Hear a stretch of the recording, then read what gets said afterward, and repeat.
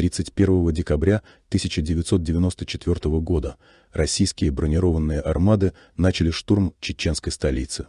90-тысячная группировка агрессоров, поддержанная 6 тысячами единиц тяжелой и легкой бронетехники, артиллерийских установок, реактивных ракетных систем и вспомогательной техники под постоянным воздушным прикрытием и массированных авиационных атак вошли в Грозный, Джохар с 3 сторон. По приказу чеченского командования колонны российской бронетехники, как и 26 октября во время штурма Грозного промосковской оппозицией, были пропущены в центр города.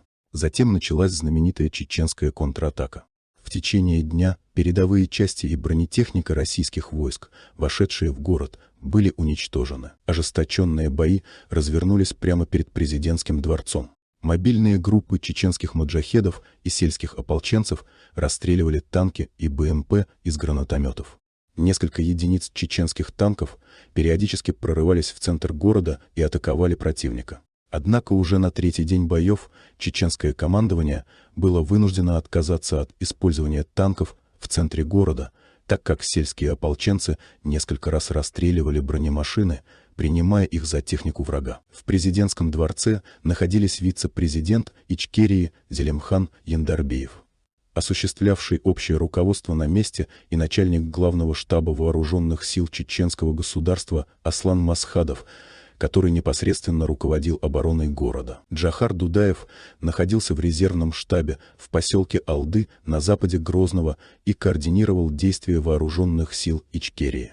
В боях 31 декабря 1994 года и в последующие дни января 1995 года чеченские маджахеды, которые состояли в основном из сельского ополчения, на голову разбили армаду российских войск. Затем последовало множество других штурмов, в которых чеченские бойцы и ополченцы продемонстрировали несгибаемую волю и мужество. Сотни единиц бронетехники и тысячи тел уничтоженных агрессоров валялись на улицах чеченской столицы.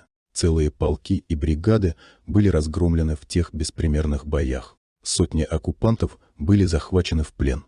Бои за Грозный продолжались 2,5 месяца. Общие потери российских войск в боях за Грозный составили от 18 до 22 тысяч солдат и офицеров. Более 1200 единиц различной бронетехники были сожжены чеченскими гранатометами.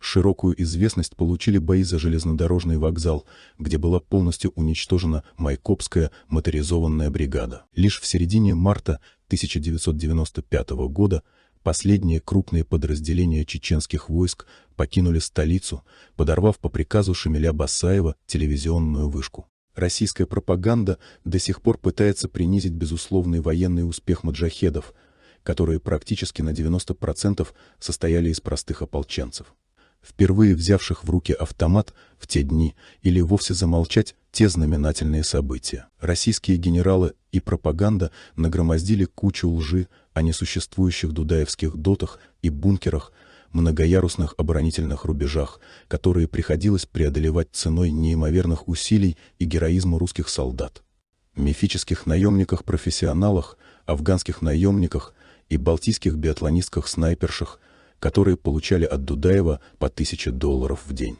Автор этих строк, как непосредственный свидетель тех событий, может со всей ответственностью засвидетельствовать, что дивизию Рохлина, к примеру, в течение нескольких недель сдерживали несколько десятков чеченских бойцов.